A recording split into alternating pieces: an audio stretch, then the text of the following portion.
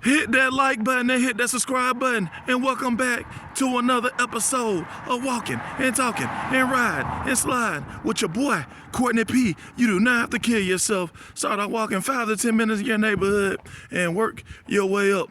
So YouTube, so Birmingham, I want to know, why is everybody trying to write Nick Saban off?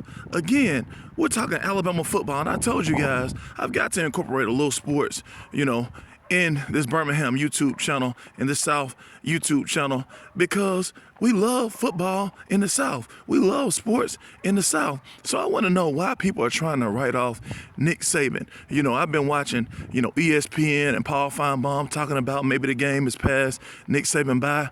I've been watching other sports shows saying that Nick Saban can't keep up with, Josh Heupel and some of these other young offensive coaches. I feel like, look, think about this game. Alabama has 17 penalties. Obviously, not only do they have 17 penalties, but they were on a road against a very good team. Tennessee's quarterback is very experienced. Josh Heupel, excellent play caller. Tennessee returned a lot of players, and they were hyped up for this game. And so Alabama still only lost the game on a last-second field goal. And so, again, shout out to Tennessee, because your boy Courtney P is not a sore loser. But I think that Alabama should just look at this season just like the playoffs.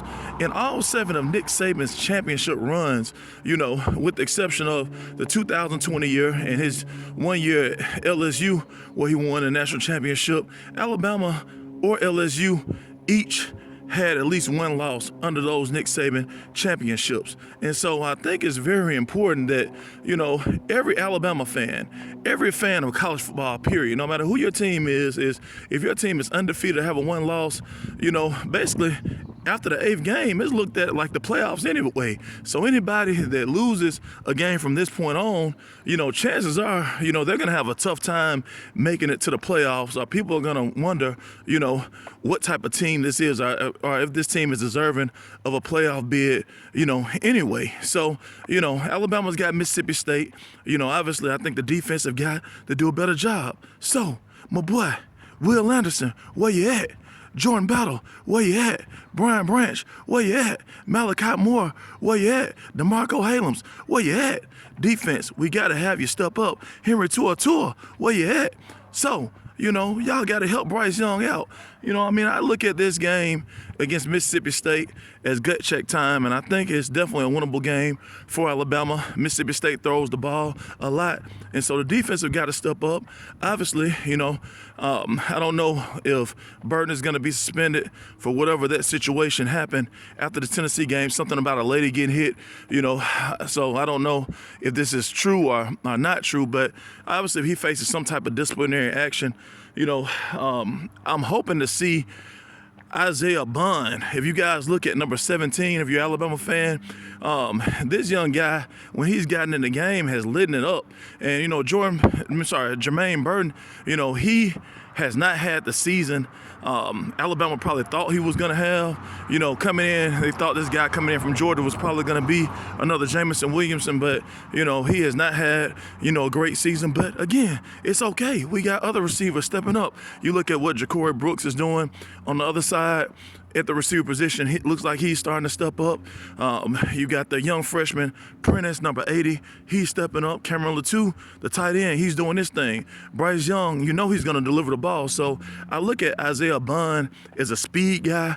So if he can get on the other side of Ja'Cory Brooks with the speed, and then we've got Prentice working the inside, we've got my boy Ja'Cory Brooks on the other side, and Cameron Latou also working the middle, plus blocking like Gronk.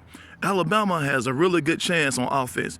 We can score, I think, 40 points or more against any offense in the country. However, Will Anderson, DeMarco Halams, Malachi Moore, Brian Branch, you guys have got to, step up. You guys have got to match on defense what my boy Bryce Young and the offense and Jamar Gibbs is doing. So like I said all the time, we're going to keep it positive. We're going to keep it pushing again and again and again.